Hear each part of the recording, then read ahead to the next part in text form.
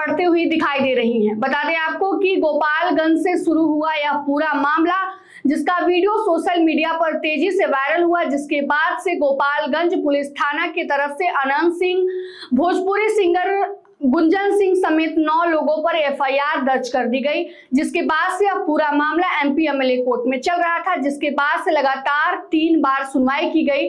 लेकिन पहले तो सुनवाई में गिरफ्तारी पर अनंत सिंह को रोक लगाई जानी थी, लेकिन गिरफ्तारी पर रोक नहीं लगाई गई। कोर्ट ने अपने फैसले को सुरक्षित रख लिया, लेकिन जो 25 मई को सुनवाई हुई उसमें कोर्ट ने अनंत सिंह की गिरफ्तारी पर रोक लगा दी। उसके बाद से ऐसा माना जा रहा था कि अनंत सिंह की मुश्किलें पहले से थोड़ी कम हुई हैं, लेकिन अब अनंत सिंह की मुश्किलें फिर से बढ़ती हुई नजर आ रही हैं, क्योंकि गोपालगंज पुलिस थाना से जो है बीएनएस के तहत 2 धाराएं और लगाने की अर्जी जो है वो कोर्ट में दाखिल की गई है, जिसके बाद से अनंत सिंह की मुश्किलें बढ़ती हुई नजर आ रही है। बता दें आपको कि यह पूरा मामला जो गोपालगंज से जुड़ा हुआ है, जहां पर 2-3 मई को एक उपनयन संस्कार में शामिल होने के लिए अनंत सिंह पहुंचे हुए थे, जहां पर भोजपुरी सिंगर गुंजन सिंह भी पहुंचे हुए थे, जहां पर डांस का वीडियो वायरल हुआ।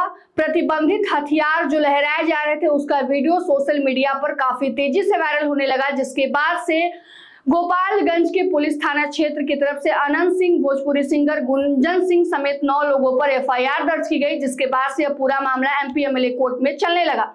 लेकिन हालांकि अनंत सिंह की गिरफ्तारी पर रोक लगा दी गई है, लेकिन फिर से अब गोपालगंज पुलिस थाना ने जो है 2 बीएनएस के तहत 2 और धाराएं जोड़ने की बात कही है। बता दें आपको कि पुलिस के अनुसार कहना है कि गोपालगंज के मीर थाना क्षेत्र में एक कार्यक्रम के दौरान अनंत सिंह द्वारा हथियार लहराने का वीडियो सोशल मीडिया पर वायरल हुआ था। शुरू में इस मामले में आर्म्स एक्ट और अन्य धाराओं के तहत एफआईआर दर्ज की गई थी।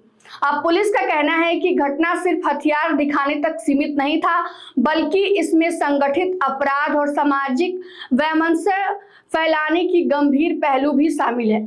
पुलिस ने कोर्ट में अर्जी देकर बीएनएस की धारा 111 जो संगठित अपराध और धारा 196 जो धर्म, जाति, भाषा या क्षेत्र के आधार पर नफरत और वैमनस्य फैलाना जोड़ने की मांग की है।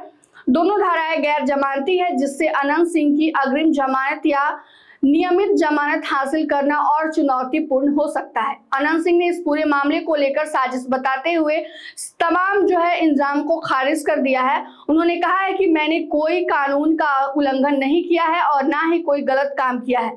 विधायक ने दावा किया है कि वे किसी भी गलत गतिविधि में शामिल नहीं थे। उन्होंने गोपालगंज पुलिस पर भी सवाल उठाए हैं और ऐसे में अब ये फिर से एक बार अनंत सिंह की मुश्किलें बढ़ती जा रही हैं, क्योंकि गोपालगंज पुलिस थाना की तरफ से बीएनएस की 2 धाराएं 111 और 196 जोड़ने की बात की जा रही है, जो गैर जमानती धाराएं हैं। और ऐसे में अब 30 मई को फिर से एक बार फैसला सुनाएगी एमपी एमएलए कोर्ट के द्वारा।